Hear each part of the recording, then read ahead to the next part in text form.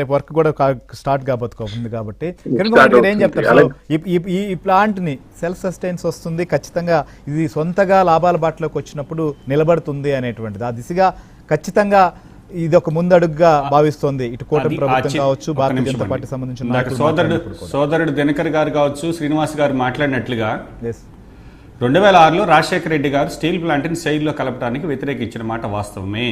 ఆ రోజు అది ఉమ్మడి ఆంధ్రప్రదేశ్లో ఉంది. దానికి సంబంధించినటువంటి మేజర్ రా మెటీరియల్ అయినటువంటి ఐరన్ ఓర్ కావచ్చు, అదేవిధంగా కోకింగ్ కోల్ కావచ్చు, సింగరేణి కాలరీస్ నుంచి కోకింగ్ కోల్ ఇస్తామని కానీ, అదేవిధంగా దాని క్యాప్టివ్ మైనింగ్ సిస్టమ్ పెట్టి దానికంటూ సొంతగా గనులు కేటాయిస్తామని ఆ రోజు రాజశేఖర రెడ్డి గారు నిర్ణయం తీసుకున్నారు. అట్లాంటి నాయకులు ఉండి అట్లాంటి నిర్ణయాలు తీసుకుంటే ఉమ్మడి ఆంధ్రప్రదేశ్లో వైజాగ్ స్టీల్ విలీనం చేయాల్సినటువంటి అవసరం లేదు కాబట్టి రాశారు.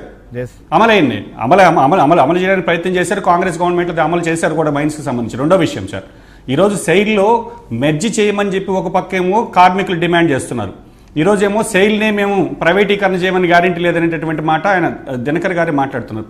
అవి పక్కన పెడితే ఈరోజు నిజంగా చెప్తున్నాను సార్, విభజన హామీలకు సంబంధించి చట్టంలో పొందుపరిచినవి కూడా ఈరోజు ఆ రోజు పోలవరం ప్రాజెక్ట్ అని ఒక నిమిషం అండి మాట్లాడినవ్వాలి. పోలవరం ప్రాజెక్ట్ అనేది మనకి కేంద్ర ప్రభుత్వం దాన్ని పూర్తి చేసి ఇవ్వాల్సినటువంటి బాధ్యత. దాన్ని ఎత్తుకెత్తుకున్నది చంద్రబాబు గారు.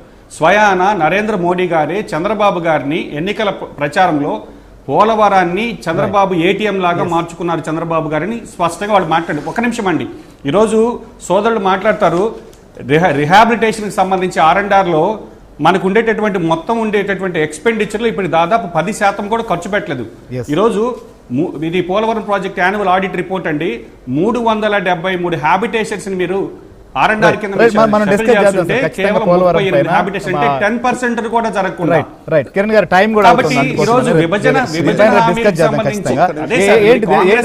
సంబంధించి రోజు వాళ్ళు మాట్లాడినప్పుడు మాకు మాట్లాడే అవకాశం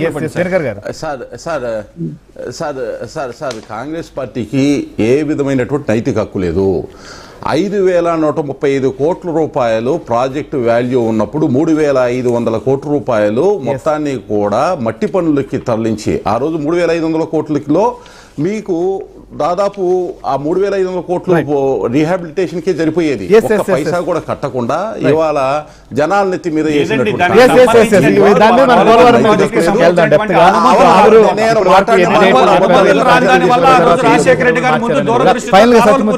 కాబట్టి ఈ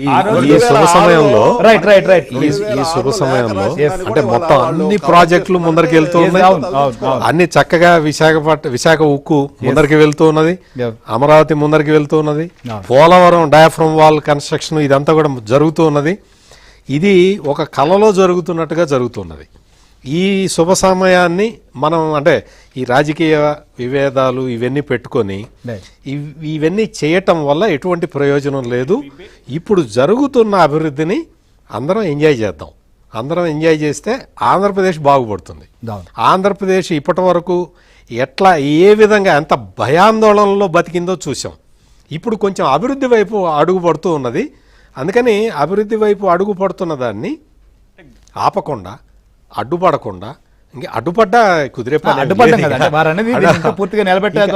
పూర్తిగా నిలబెట్టడం అంటే అసలు డైవర్సిఫికేషన్ అని మొదలు పెట్టారు కాంగ్రెస్ వాళ్ళు. విశాఖ ఉక్కు ఇది ఇంకా దీనికి లాభాలు రావు, దీన్ని డైవర్సిఫై చేద్దామని మొదలు పెట్టారు, which is a dangerous trend అనమాట. అందుకని కాంగ్రెస్ పార్టీ నిజంగా కూడా మామూలుగా అంటే వాళ్ళు దీని గురించి ఎక్కువ మాట్లాడకుండా ఉంటేనే బెటరు. ఇక్కడ విశాఖ ఉక్కు కూడా ఇప్పుడు మొత్తం రివైవల్ ప్యాకేజ్ వచ్చింది. అమరావతి మళ్ళీ స్టార్ట్ అయింది, మళ్ళీ బ్రిస్క్గా కన్స్ట్రక్షన్ యాక్టివిటీ జరుగుతున్నది. పోలవరం కూడా ఈ డయాఫ్రమ్ వాళ్ళు పూర్తయిపోతే ఇంకా మనం పోలవరం వాటర్ని మనం రిలీజ్ చేసుకునే పరిస్థితి ఆ స్థాయికి వస్తుంది. కాబట్టి ఇట్స్ ఎ గుడ్ మూవ్.